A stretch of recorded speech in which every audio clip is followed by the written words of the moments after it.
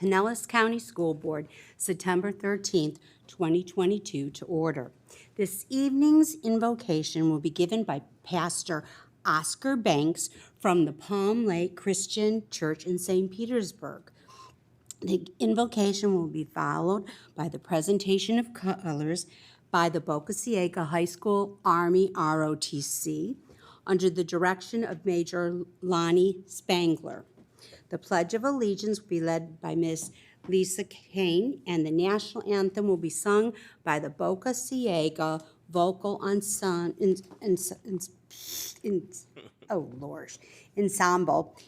under the direction of Alex Drucker. All right, please stand. And Pastor Banks, would you please share with us the invocation?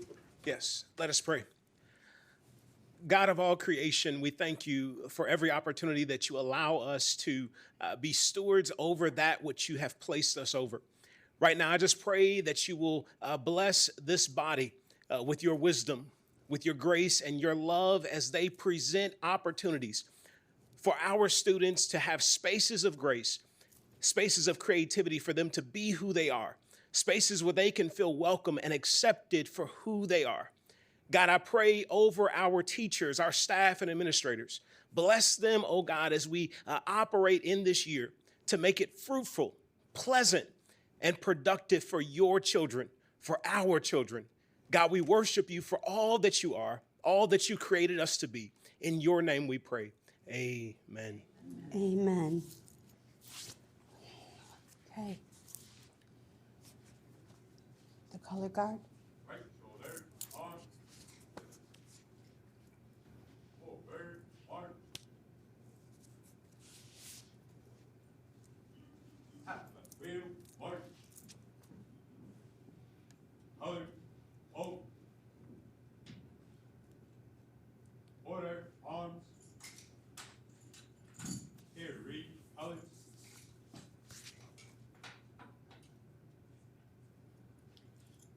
I pledge allegiance To the flag of the United States of America and to the republic for which it stands, one nation, under God, indivisible, with liberty and justice for all.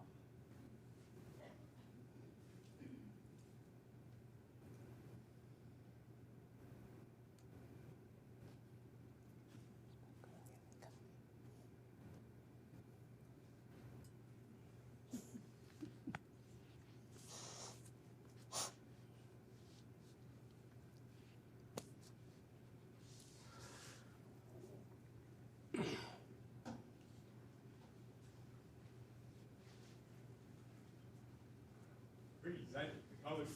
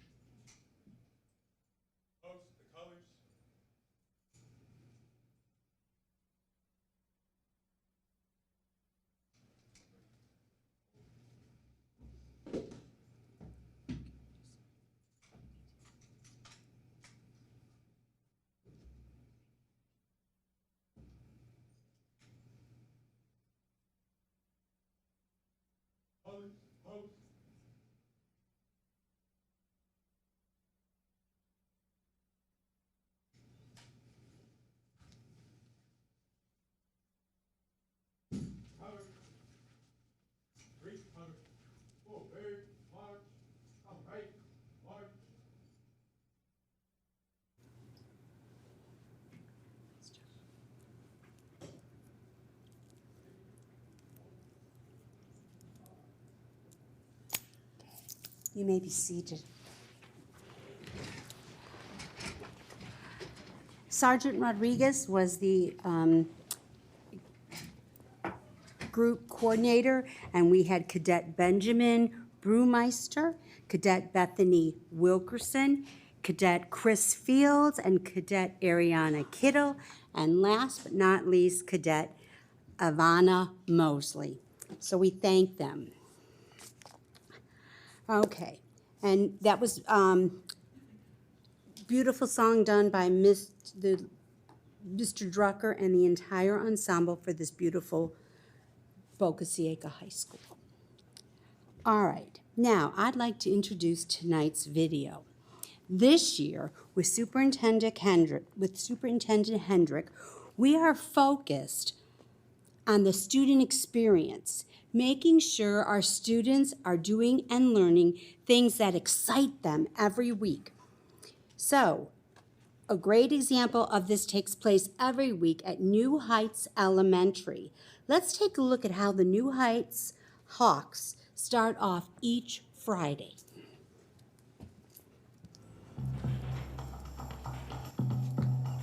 Every Friday we get our sound system out. TJ, I know this is a song.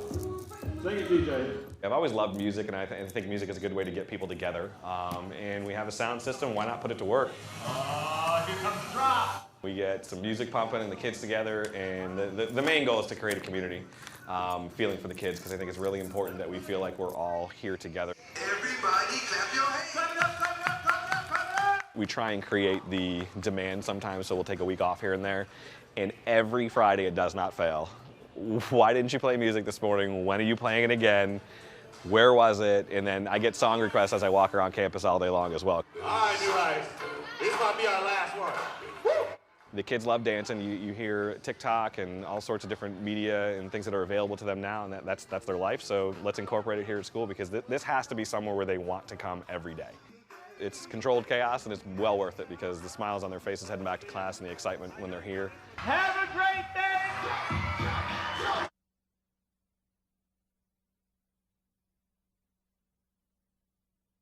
All right. That's definitely where I want to be on Friday mornings. Thank you to Principal Bollinger for creating such a memorable experience for his students. They looked like they were having fun. They got some energy out. They were upbeat for the beginning of school. So, great video. Okay, now, our Public Information Officer, Isabel Mascarenas, will introduce our professional and community organizations. Good evening, Madam Chair, members of the board, Mr. Hendrick, and staff. It is my pleasure to introduce the following representatives of community and professional organizations. Representing the Pinellas Educational Support Professionals Association, or PESPA, we have Nellie Henez, President. From the Pinellas Classroom Teachers Association, we have Nancy Velarde, President. From the Pinellas Arts for a Complete Education Coalition, we have Maria Cantonis, committee member. Members of the media in attendance, we have Shannon Clough from 10 Tampa Bay. Today, we have a presentation from the Student Rights and Responsibility Committee. Please welcome Alicia Mitchell and Sam Singh from Boca Ciega High School and their principal, Jennifer Gill.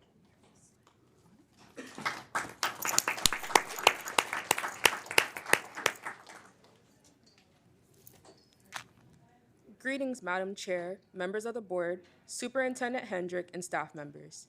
Before I begin, I want to say thank you so much for having me. I am honored to be here. I want to give a quick shout out to the principal of Boca Ciega High, Miss Gill, for choosing me as a candidate to speak to you guys today. Let me introduce myself. My name is Alicia Mitchell. I am a senior at the Boca Ciega Senior High School, ranked top 10% in my class of 344. I am a member of the CWMP Medical Magnet Program, currently on my journey to obtain my CNA license by the end of the 2022-2023 school year. A little about the CWMP program is it's a program for students who are interested in potentially getting a career in the healthcare field. In this program, you can earn a variety of certifications such as bloodborne pathogens, CPR, basic first aid, and more. We have 2 dress-out days a week to simulate a medical field environment, On Tuesdays, we wear scrubs, and Thursdays, we wear professional dress, which is our CW&P polo shirt with khaki pants. We take a variety of classes such as anatomy in 9th and 11th grade, whereas 9th grade being the basics of it and 11th grade going a bit more in depth. We also take health science foundations, allied health, and our grand choice in our senior year of taking EKG or CNA. By the end of your senior year in this program, if you followed through with all requirements, completed a total of 200 volunteer hours, and passed your exam, you leave out of the program with a license and can practice EKG or CNA, almost already guaranteeing us entry-level jobs as soon as we walk out those doors. I'd 100% recommend this program to anyone, and it can be challenging, but it'll be something that will pay off in the end. A few things I was involved in during my high school experience is I am involved in NHS, and I am currently running for office, as well as I participated in ROTC and things such as parades and Toys for Tots with them. Certifications I earned consisted of bloodborne pathogens, as well as I am CPR certified. A handy non-medical certification I have as well is in Microsoft Word. My post-secondary plan will be to start a 2-year degree at SPC and transfer to a university, most likely USF. Throughout that time, I'll be working to obtain my Doctor of Pharmacy degree. Good evening. My name is Sam Singh, and I'm in the 11th grade at Boca Ciega High School.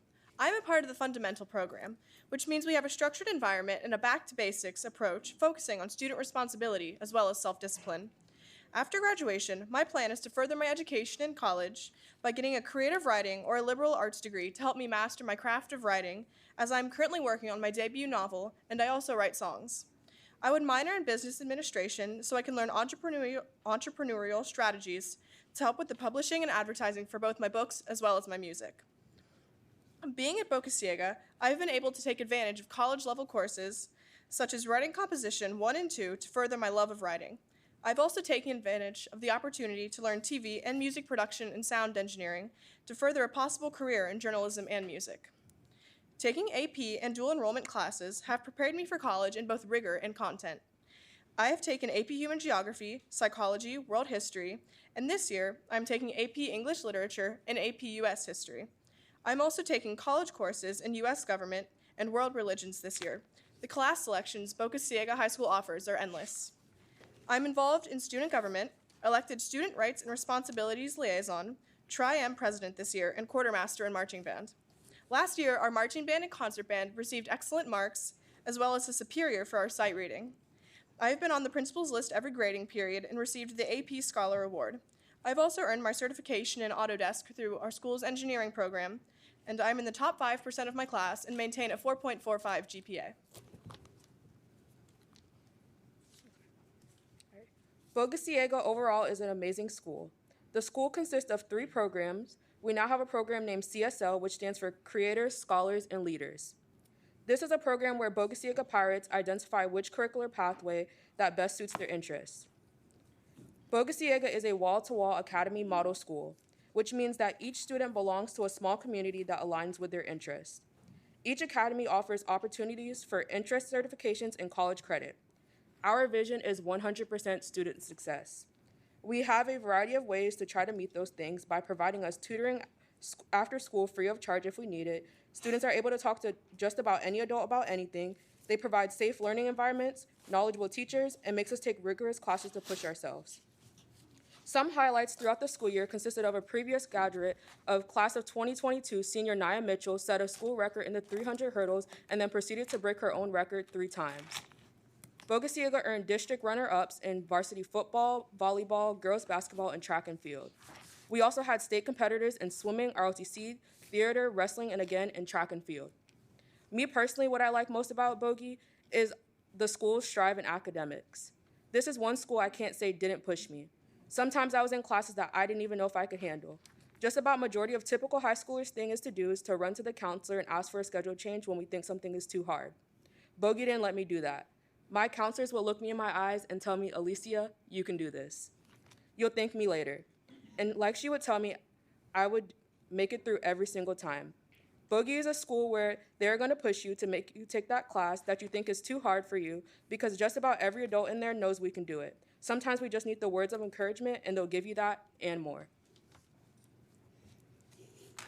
I feel Boca Ciega High School offers so many opportunities to every student.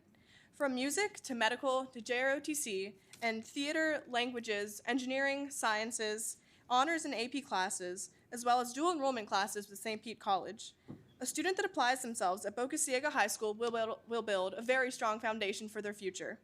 Last year, senior Dominica Giazzoni was honored for his national recognition as a commended student by the College Board for scoring within the top 3% on the PSAT.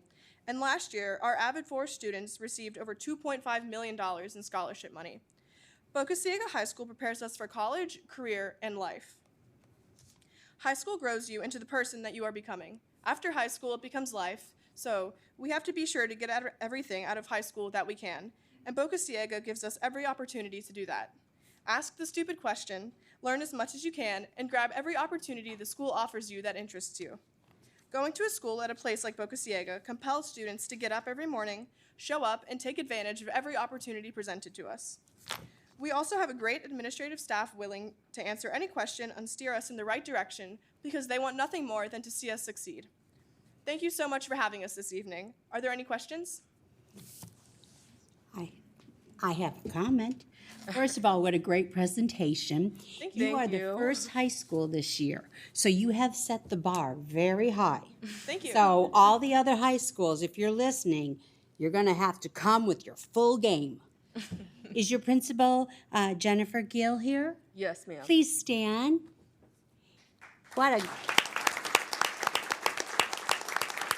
You should be very proud of your students. This was wonderful.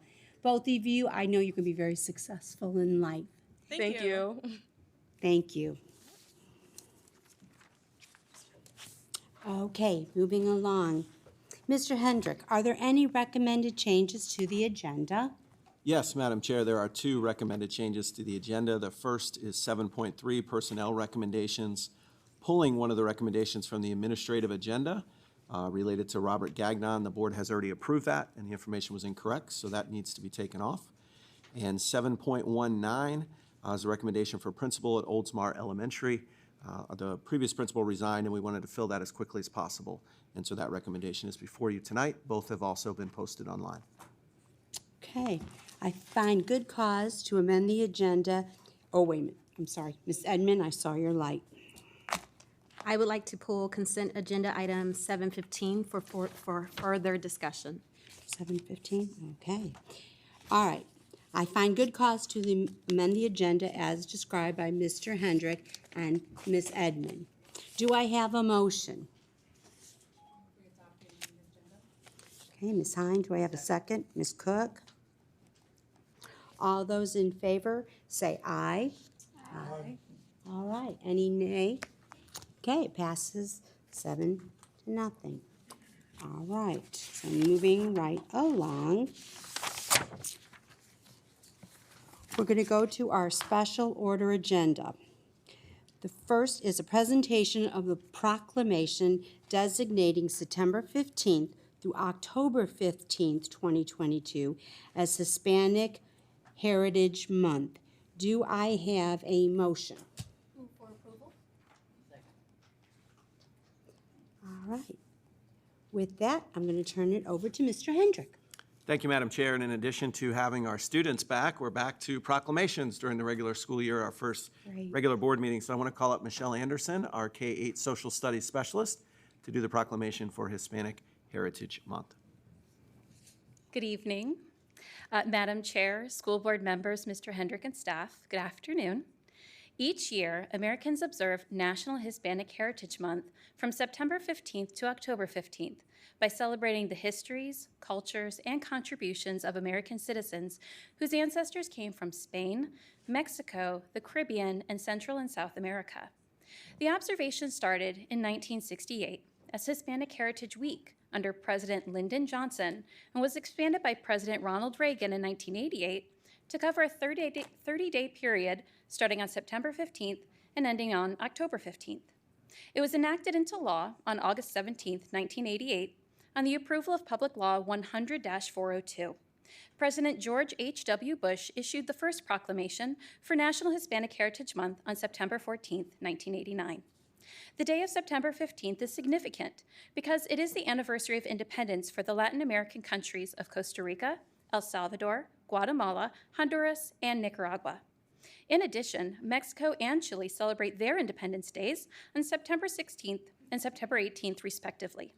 Also, Columbus Day, or Dia de la Raza, which is October 12th, falls within this 30-day period. Pinellas County Schools supports and promotes Hispanic Heritage Month. Our teachers have received curriculum support through a variety of means.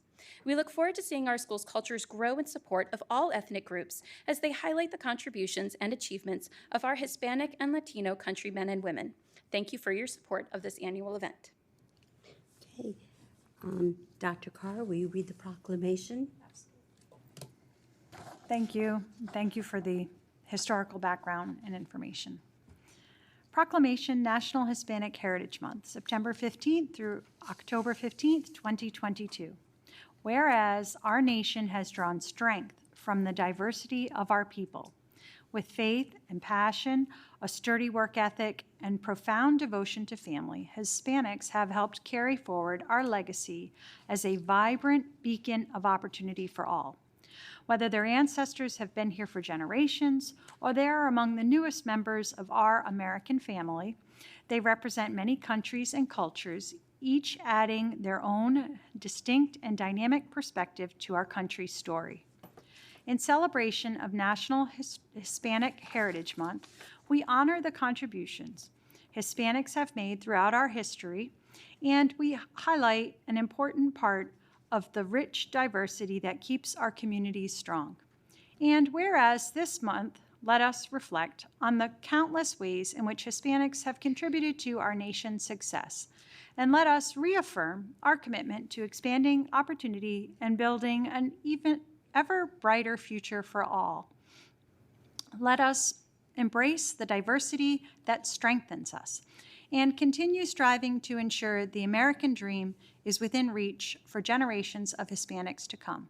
And whereas Congress has authorized and requested the President to issue annually a proclamation designating September 15th through October 15th as National Hispanic Heritage Month. Now, therefore, the Pinellas County School Board does hereby recognize September 15th through October 15th of 2022 as Hispanic Heritage Month and urge all citizens to join in a national effort to recognize the contributions made and the importance presence of Hispanic and Latino Americans to the United States and celebrate their heritage and culture. Thank you. Thank you. Are there any comments by the board? All right, with that, I'd like to take a vote on the presentation of the proclamation declaring September 15th through October 15th, 2022 as Hispanic Heritage Month. All in favor? Aye. All right, it passes. Okay, our next item is presentation of the proclamation designating the month of September 2022 as American Founders Month. September 17th as Constitution Day, and September 17th to the 23rd as Constitution Week, and the last full week of September as Celebration Month, or Celebration Week. I need a motion. Ms. Kane, a second? Second. Ms. Hine? All right. And it is Mrs. Cook that's going to read this one. Do we have anybody to introduce it? Yes, we do. Sorry, I'm sorry, Mr. Henry. We do. Each of these come together to form into one, a number of proclamations, both state and federal. And so to call up and discuss those is Mr. Matt Bloom, our high school social studies specialist. Mr. Bloom? Good afternoon, Madam Chair, school board members, Mr. Hendrick, and staff. Pinellas County Schools proudly supports American Founders Month during the month of September, celebrate Freedom Week in Florida during the last full week in September, and Constitution Day on September 17th, which kicks off Constitution Week each year. The celebration of the Constitution was started by the Daughters of the American Revolution in 1955. The DAR petitioned Congress to set aside September 17th to the 23rd annually to be dedicated for the observance of Constitution Week. That resolution was later adopted by the U.S. Congress and signed into public law on August 2nd, 1956 by Dwight D. Eisenhower. Florida was one of the first states in the country to officially recognize Celebrate Freedom Week in 2002. Since then, many states have passed legislation officially recognizing Celebrate Freedom Week as a week-long recognition of American values contained in our founding documents. While social studies teachers guide students through in-depth lessons throughout the year on the founding of our country, this month, week, and day serve as a special time where we can continue to educate our students and community about the sacrifices made for freedom in the founding of this country and the principles on which this country was founded. American Founders Month, Celebrate Freedom Week, and Constitution Day and week resources are able to be used by schools and teachers in a wide variety of ways to encourage or to engage students. Examples include morning announcements on the history of the American flag or trivia questions about our founding fathers and documents. Social studies teachers or social studies classes around the county take a deeper look at founding documents like the Constitution and Declaration of Independence to understand how they continue to shape and influence our country today. In this work, we are fortunate to have wonderful support from our community. Over the years, we've had support for professional development and resources from our local Florida Sons of the American Revolution organization to help engage students in understanding our founding fathers. The Daughters of the American Revolution have been able to provide a wealth of additional resources and lesson plan ideas that can be used at all levels by our teachers. And we continue to strengthen our professional development for teachers with support from our Florida Department of Education Civic Literacy Captain and Coach, as well as the Bill of Rights Institute. Students across the county in middle and high school civics and government courses also have access to pocket constitutions that support deep dives into their course standards and benchmarks. And the K-12 Social Studies Department is excited to be restarting our Constitutional Conversation video series found on our PCS YouTube page. In this series, Pinellas County and Bay Area government leaders help students learn about different elements of the U.S. Constitution, the importance of understanding its origin, and why it's important in our everyday lives. Thank you for your continued support of these annual events. I have a comment. Now, Ms. Cook. Can I make a comment? Okay, good, thank you. American Founders Month, Constitutional Day and Week, and Celebrate Freedom Week 2022. Whereas during American Founders Month, Constitution Day and Week, and Celebrate Founders Week, we focus on better understanding of the nation's founding fathers and the sacrifices made for freedom that hold a special place in history of the United States of America and the state of Florida. Whereas during the month of September, all civic, fraternal, and religious organizations, as well as public and private education institutions, are urged to recognize and observe American Founders Month, Constitutional Day and Week, and Celebrate Freedom Week through appropriate programs, services, celebrations in which state, county, and local governmental officials are invited to participate. And whereas during American Founders Month, all schools at grade levels are encouraged to dive deeply into the history of our nation's founding fathers and the intent, meaning, and purpose of the importance of the American founding documents.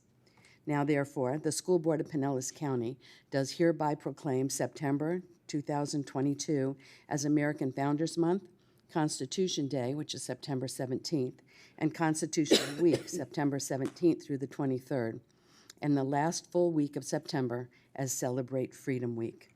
Signed this 13th day of September 2022. Dr. Carr? Thank you.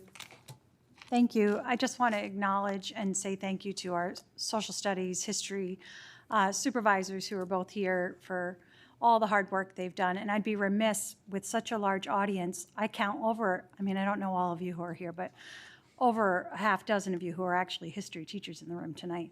So thank you for your work in ensuring that this proclamation and for the ongoing professional development that you've had to acquire this year to overcome some of the performative rhetoric that's gone on, and how much I appreciate you and this proclamation. So thank you.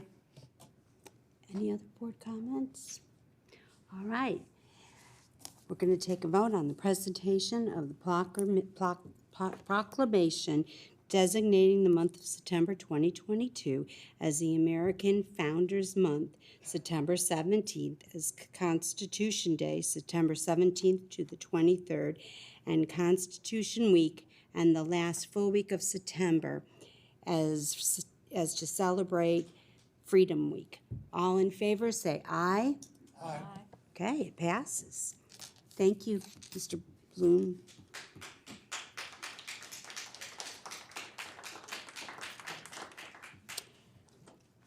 Okay, public comments on agenda items. Mrs. Hope, we have speakers? All right. Members of the public have 3 separate opportunities to address the board when we gather for a business meeting. The first is public comment on agenda items. The second is at public hearings, most of which are policies. And the last is after our meeting, when speakers may address the general business of the district. At each opportunity for public input, board members are here to listen to you. This is not a time for us to discuss or debate. However, the board and the superintendent may clarify statements or refer the speaker to the proper staff person to help them work through any concerns. The board is committed to a standard of civility and decorum in conducting our meetings. We appreciate you assisting us in maintaining a civil and constructive environment. So with that, Mrs. Hauk, do we have any speakers? We do not have any speakers for item 6.1. Okay. Oh, but we do have one speaker for item 8.1 and 7.12. Mr. Mark Clutho. Okay. Mr. Calutho? Ah, there he is.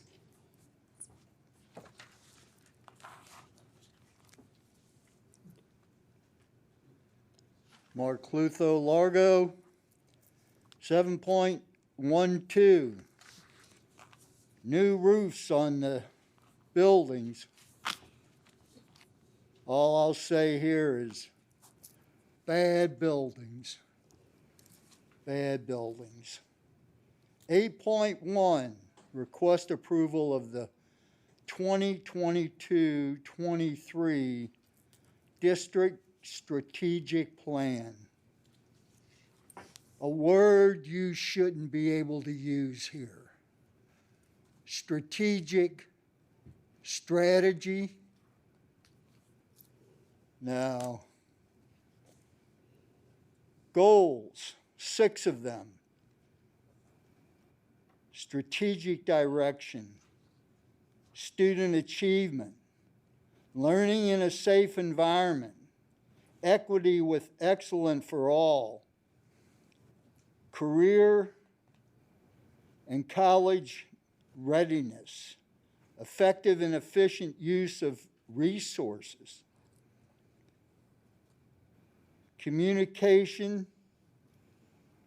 and stakeholder engagement. What a joke. Now, especially when you're talking about equity with excellence for all and safe environment and efficient use of resources. Now, if that was true, we wouldn't have headlines like I'm going to read now. The key word here is correlation. You with your sick buildings, like the most recent, that building up at Clearwater High School with all that West glass. Headline here, study, Thwaites Glacier mapping shows ice loss. Warning, found likely to set off tipping points. Long-term effects on life on Earth beyond a 1.5 degree warm-up. Stark warnings for the warming planet. UN report spells out dire consequences of climate change. CO2 level highest in human history. Thank you. Report, sea rise is clear and present risk. Mr. Clutho, your time has expired, Mr. Clutho. 3 minutes has expired. Thank you, sir. Yeah, there's a whole bunch more, but strategic, it's not. Are there any other speakers on agenda items? No, Madam Chair, there are no more speakers for agenda items. Okay, let's move on to unfinished business.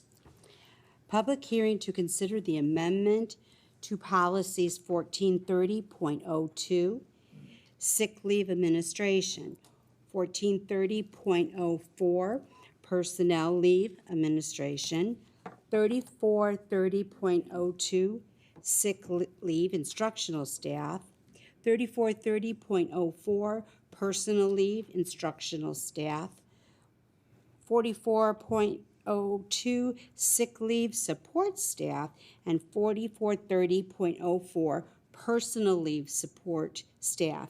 This is the second reading, and there are no more changes, but I'm going to turn it over to Mr. Hendrick first. Thank you, Madam Chair. You're right, this is the second reading. It's also been at a workshop. I'm going to pass it to our Chief Strategy and Impact Officer, Ms. Jennifer Dull, to explain the policy and call for vote. Thank you, Madam Chair, Mr. Hendrick, staff, and community and board members.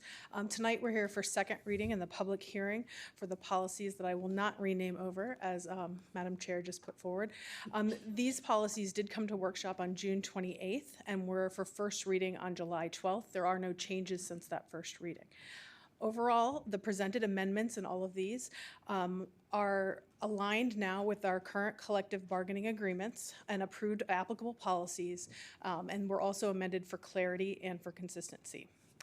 In March and April of 2022, these align with the PESPA and PCTA agreements that updated the benefits related to terminal pay and personal leave with pay. Specifically, percentages paid out for unused accrued sick leave were adjusted. Employees will now be paid out 100% of unused sick leave at 25 years and more. That was previously at 30 years. Other percentage adjustments were updated and aligned with statutory guidelines. And additionally, the personal leave and pay benefit was increased from 4 days to 5 days. There was some discussion at the June workshop, so I want to make sure I say this publicly.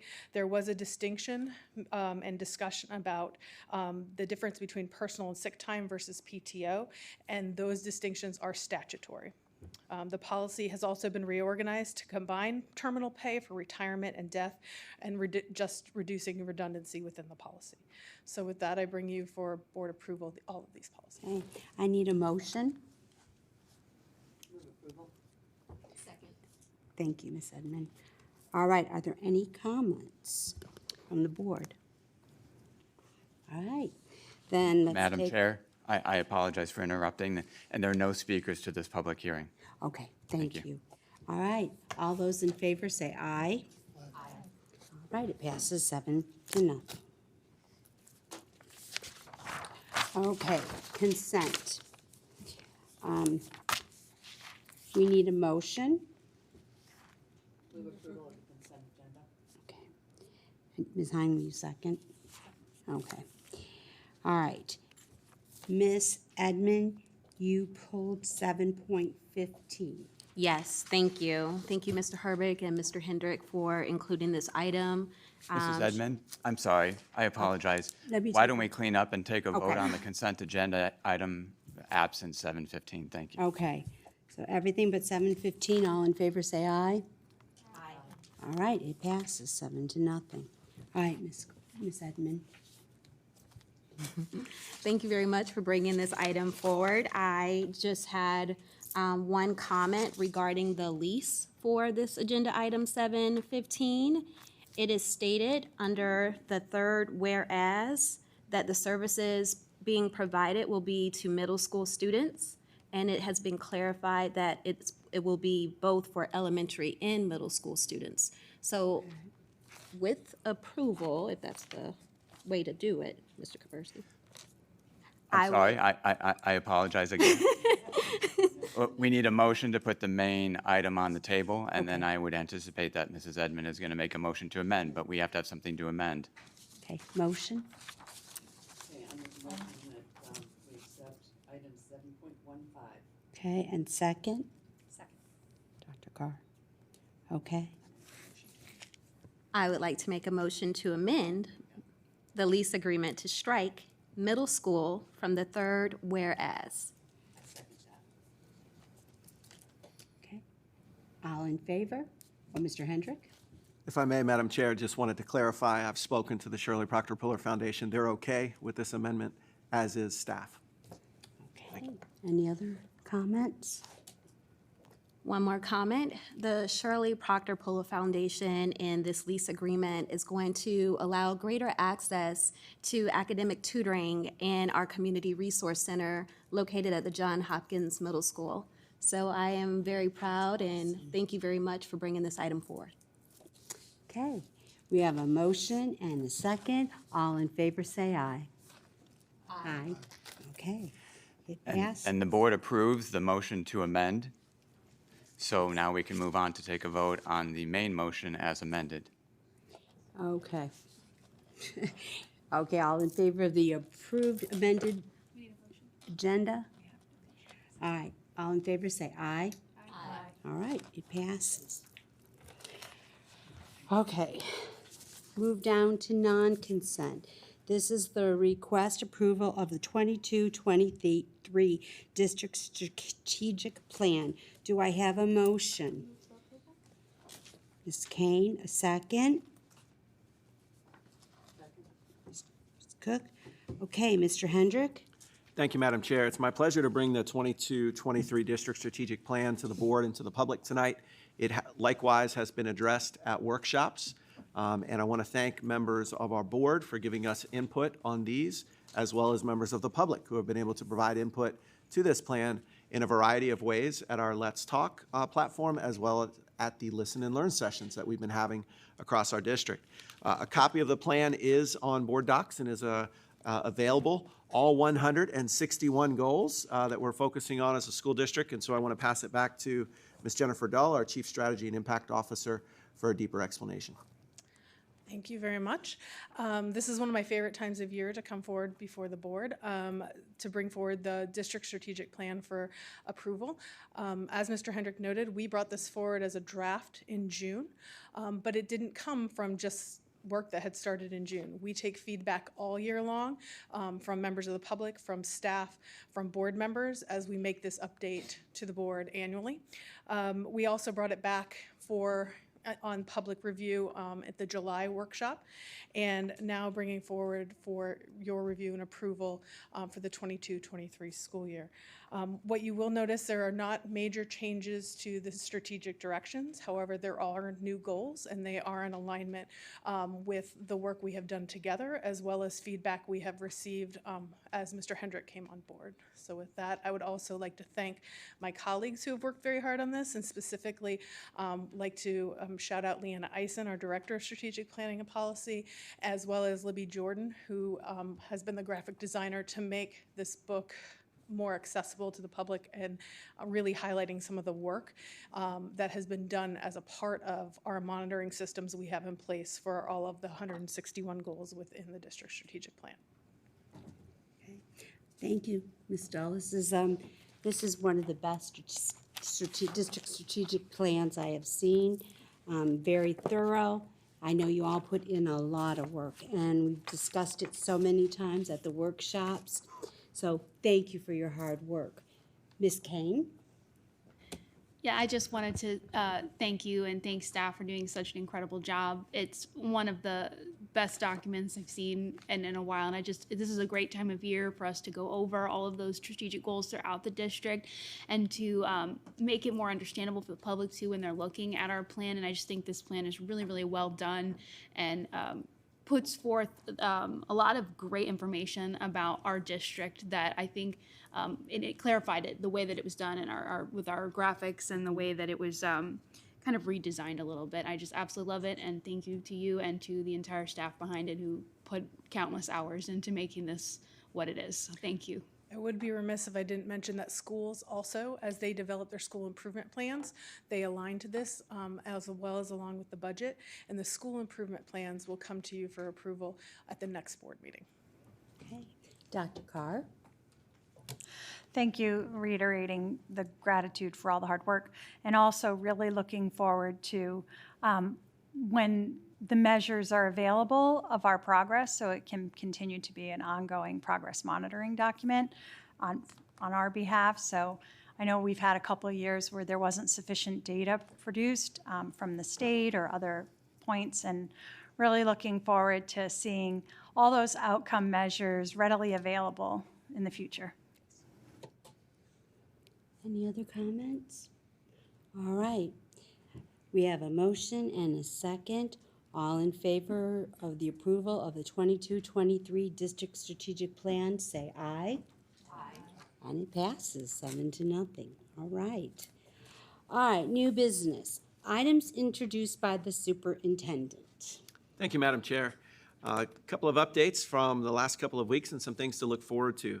This last weekend, it was my pleasure to attend the Pinellas County Council of PTA's annual training and kickoff for the school year. Always an energetic crowd of parents, booster club members, principals, even students there to kick off the school year. Thank you to Mrs. Cook for doing one of the trainings for parents and members of the PTA. I want to thank President Christina Garcia and their entire board for the commitment to Pinellas County schools.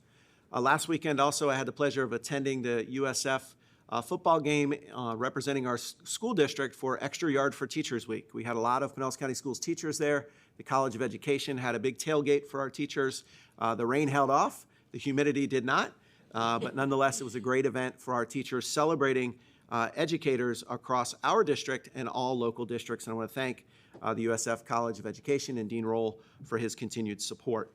Over the last couple of weeks, our students have been introduced for the first time to the Florida Assessment for Student Thinking, the new FAST assessments that many in the public have heard about. This is the new state assessment, and it is progress monitoring, so it's now taken 3 times a year. As I've mentioned from this seat a couple of times and in workshops many times, it is different than previous assessments that we have taken from the state, which occurred just once at the end of the year. The progress monitoring assessments start now. It'll happen again in December and one more time at the end of the year. This year is a transition year for these assessments, and so as in a transition, as the state is testing out new items and aligning these to standards, the assessments this year are longer than they'll be in future years, and so students are sitting for 90-minute, 100-minute assessments as required by these new FAST assessments. We did communicate with all parents whose children are taking one of those assessments this weekend, sent all parents an email through School Messenger letting them know how they could see their results. They're uploaded into the parent portal site. Those results are turned around, supposed to be within a couple of hours, but are ending up being a couple days for the state to get those back to us. But parents can see those in the parent portal site, and we've sent that communication out to every parent, and you can also find it on our website.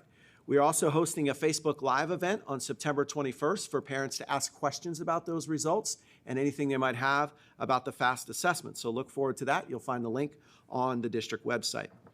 Wanted to provide a bargaining update to the board and to the public. We continue with our bargaining sessions with all of our unions, but happy to say that with SEIU, we did reach a tentative agreement on Friday, including the following provisions: a salary increase of 4.25%, or an increase to $15 per hour, whichever is greater, retroactive to July 1st. A one-time payment of $450 to each employee covered in the SEIU bargaining unit. 100% coverage by the school board in the increase in healthcare costs for each employee in the bargaining unit. A change in title and job classification and pay for elementary school plant operations specialist to an elementary night foreman position. The change in terminal pay that the board just voted on was also included in this tentative agreement. We hope to bring it to you on September 27th after ratification by SEIU for approval. We continue to bargain with PESPA, PCTA, and the FOP units, and have a lot of things scheduled with them. PESPA again tomorrow morning, PCTA as well. I've personally met with the leadership of those organizations. It's our goal as a district and as this board to get as much money as possible to our bargaining units and to do so as quickly as possible. We appreciate each of our units, thankful to SEIU, and look forward to those continued negotiations with the other units.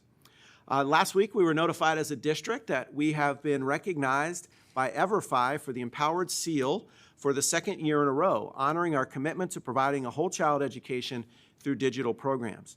EverFi is a free digital resource that provides support on a variety of topics, including math, finance, and wellness. and we use some of the curriculum included in the mandated mental health curriculum that we have from the state of Florida for bullying prevention.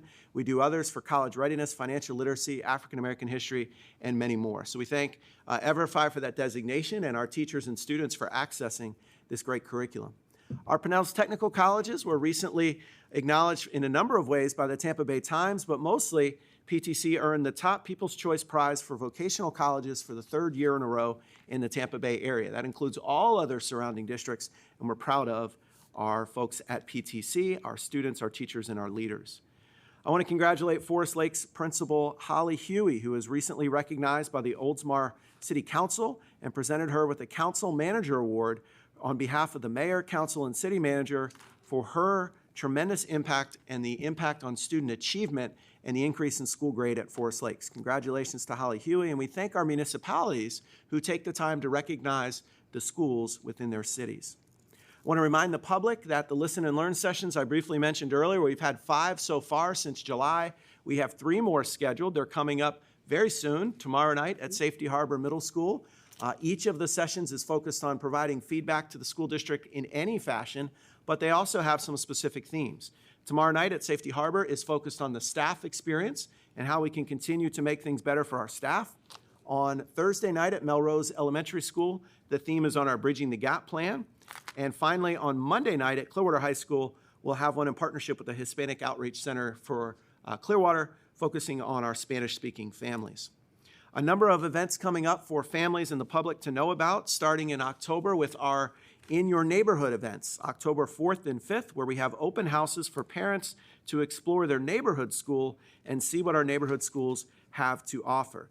As we kick off our district application programs, that will happen later in October, but first we start with the neighborhood school. The neighborhood school should be the first choice, and we want to showcase those for our families. Our district application program fairs will take place in mid and late October, and our discovery nights will happen soon thereafter in December through mid-January, and we're planning multiple events online to help families both with neighborhood schools and the application process. I also want to highlight some upcoming open houses with our Pinellas Technical Colleges. They offer more than 60 programs and provide training in 40 career clusters. The Clearwater Campus Open House will be on September 27th, the St. Petersburg campus on October 11th. Check our newsroom for more information. And finally, as I've continued to do, I want to highlight one of our employees as a superintendent standout, and this board meeting is Kathy Kranick, the Library Media Technology Specialist at Northwest Elementary School. She's been at Northwest since 2005 as a teacher, both the classroom and varying exceptionalities, but this is her first year as the Library Technology Media Specialist.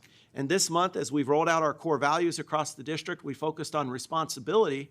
And as Principal Marie Brainerd highlighted responsibility and core values at her school earlier this month, and she encouraged employees to submit our PCS praise so that folks could know how important they are to one another. And in the next 2 days, we received 5 submissions from Ms. Kranick for her work at Northwest Elementary. And just one, I want to just read just a brief bit about that. One said, Ms. Kranick works tirelessly to ensure students and staff have both the library materials, books, and technology needed for a successful school year. She jumped in feet first in her first year, troubleshooting every issue that arose during the new fast testing rollout and helping teachers get time in the media center at the same time. Her commitment with integrity and exemplary representation of core values as a dedicated member of Pinellas County should be recognized. Congratulations to Ms. Kranick, and thank you to all our employees on a job well done. Items introduced by the school board attorney. I have no report today. Thank you, ma'am. Okay. Items introduced by the board. Ms. Carr, Dr. Carr. Thank you. Thank you. I just wanted to, I recently attended our Homeless Leadership Alliance Coordinator Care. It was the Homeless Leadership, and then the title changed. I should have that already under my belt, the new name, but the just some updated information. The annual report was shared, which is compiled by Dr. St. Lucia, who also, I think, does some of our work with Title I for our own accountability elements and evaluations. And one of the key things that they reported on was the increase in homelessness amongst Pinellas County School students. And just to reiterate some of the pieces, some of those findings in terms of the percentage of students now homeless within our school district. It has increased substantially, going from around 2% to about 4% of our students are designated as homeless. So I don't want us to keep that out of the limelight and in the forefront of our minds. I appreciate that we have moved to include it under Goal 4 as 4.6 in accelerating achievement and specifically addressing homeless academic performance. And I wanted to share an additional finding that I thought was very relevant and for us to be aware of.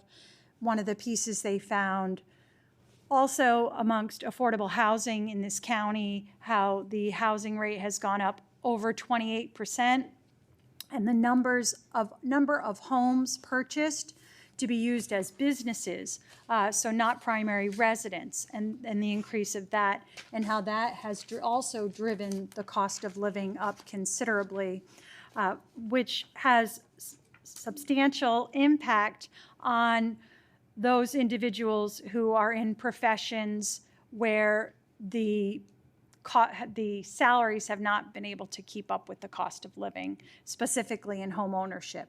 So that was shared around the area, also with those folks working in the nonprofit sector who provide services to homeless folks. Those folks themselves are becoming homeless. So some of the social service providers, like case managers and those individuals who provide services to our homeless population, are themselves becoming homeless. So it's a critical area of concern in our community, and I wanted to make sure that I brought that information back. I will share the information with our board secretary to share with us the overall report that was given about the current state of homelessness in our county, but I just wanted to make sure that it was brought to your attention and say thank you for not only us including this item in our strategic plan, but also in the past year or two, the movement from our HEAT team being in a different division, and I'm looking at Ms. Matway, and that group now reports within the same division as our student services team, like our social workers, our psychologists, and our school counselors and nurses. So I'm really grateful to our district for the work it's continuing to do to address homelessness, but recognizing the doubling is important, and I hope you'll continue to keep it on the forefront in the future. Okay, Mrs. Cook? Earlier this evening, we did the proclamation for Hispanic Heritage Month, so I thought it was a proper time for me to give an update on what is happening with our Hispanic Achievement Committee that we have. We have several partnerships that are working with us to help get children into preschool, making sure that they're registering for preschool and things like that so that they come ready. But we have people from St. Pete College, from UCF. We have the Hispanic Outreach Committee representatives from that. We have administrators, we have teachers. I serve on it, obviously. And there are just a number of people that are all working together and checking every area and how can we make sure the children are gaining the proper services that they need, but most importantly, are they academically moving forward? We have increased the number of students that have actually registered, Hispanic students that have registered for preschool and kindergarten. So we're making progress. We're seeing progress with the graduation rates. Those are really on track, and that's been a great area of achievement. But Natasha Karek is the one that heads that up for us and heads that committee. So I want to thank her, recognize her, and also thank everybody that I have named as well as those that I have not named that serve on that committee, because it's been very valuable over the past 6 years that has been working. I mentioned earlier during our legislative meeting that the consortium met, and we have a draft proposal coming forward. I did not bring that because I didn't want to confuse it with the other legislative things that we're doing, but I've asked, and Mr. Hendrick said that, you know, he would put it on the next agenda. So you will receive a copy of that in its entirety prior to, so you have a chance to read it. And then you'll also see it on the agenda, the thing in its entirety. And we'll be able to vote on it. We can vote on the items. We can vote yes or no on any item, but we cannot amend it. And then what we approve will move forward to the consortium. It'll be meshed with all of the others, and all of them that are approved by all 11 coastal districts. Those will be the ones that the consortium moves forward. So we did a lot of work on it, and I think we have a pretty good statement coming forward. Mr. Hendrick mentioned the fall workshop, but I want to tell you what a good job he did.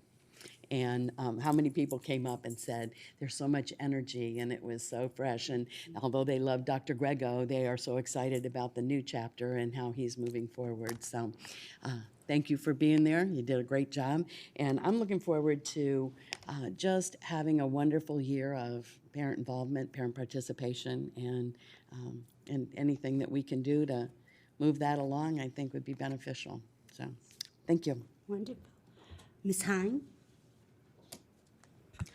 Thank you. You know, in our last school board meeting, I shared some thoughts around teacher pay, around remuneration, and I'm not sure anybody really actually hears them, but since I see so many amazing teachers here today, I thought maybe I would share those thoughts again. And what those essentially are is that I've been on this school board about 2 years now. And the reason I ran for school board is because of how strongly I believe in teachers, and that thriving teachers mean thriving classrooms, thriving community, thriving society. I believe that deeply. And since I've been up here and I've gotten to know the people who sit up here, the people who sit over here, and the people who lead, everybody does. Every single person up here, every single person I have worked with cares deeply, believes deeply in our teachers, and wants nothing more to have the best remuneration possible. So I've also learned a lot about our budget. Of course, I studied it before I tried to run for school board, but you know, I'm sure that you all have studied it as well, so you can see how the money from our state is very specifically allocated. We have to spend these dollars in very certain places, right?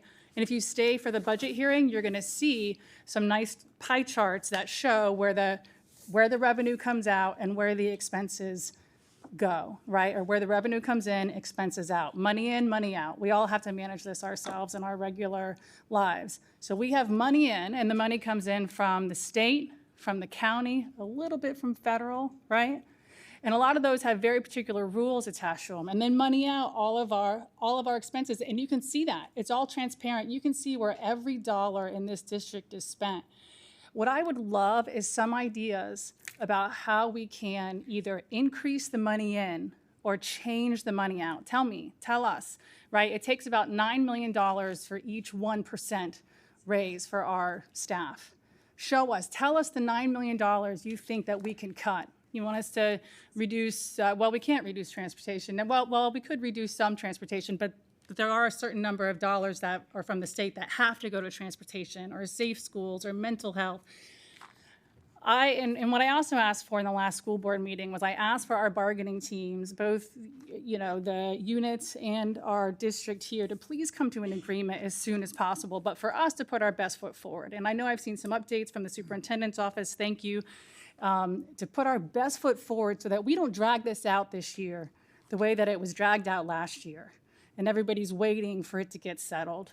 Let's get this settled, best foot forward, and then give us ideas. Help us, whether it's advocate for additional dollars from our state legislators. If we want to go to the voters for additional referendum dollars, I mean, thank the Lord that we overwhelmingly pass this referendum, right? Every 4 years. That goes tremendously towards teacher salaries. So I guess I just want to say that, especially with Dr. Carr mentioning inflationary pressures, they are everywhere. People that I work with and talk with, they are everywhere, and they are real, and they are on our teachers, and we know that and we feel it. And I would just love to be able to work together to talk about how do we make it better? How do we either change our dollars out and redirect what's possible to be redirected? What programs do you think, do not lead directly to student outcomes?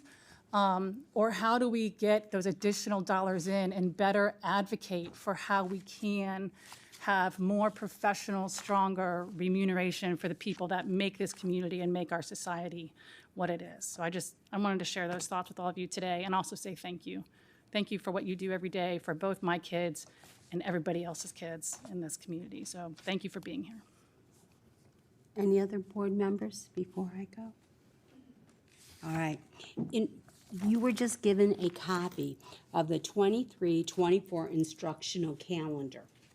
This is a draft, and you will notice that school will begin on August 10th, and there will be 6 preschool days. You will also notice that every month there's a day where students are off, but teachers will be doing things like catching up on their grades, maybe taking some coursework. But we've spread it out so that it gives them an opportunity to unwind a little bit. And I think it's an awesome idea. And the end of school will be August 30th. You can see that we have 2 makeup days in case there's a hurricane. And it shows you when the 4-day work week comes. And we discussed things like November, Thanksgiving, not giving the employees Monday and Tuesday, and they work. No, students will have off, but they will work. I think we've been doing this now for 20 years, and I don't think it would be an easy, probably not a good transition, because families plan that time, including teachers. They plan that time to be with their families. There's 2 weeks at Christmas. So I want you to spend the next couple of days until next week's workshop kind of diving into the calendar. And if there are any changes that we'd like to make, we'll discuss it at the workshop. Ms. Texel will be there and lead the discussion. And then it will come to a vote probably at the maybe September 27th meeting? Okay. So any questions, just save them for next week and we will have a discussion. Okay? Madam Chair, if I may, this is posted with our school board workshop materials, which is next week. So that's online now for the members of the public can see it as well. And then we'll have an opportunity to comment on it when we bring it for a board vote. Because believe it or not, parents are asking, when do we end? When do we start next year? They're making plans already.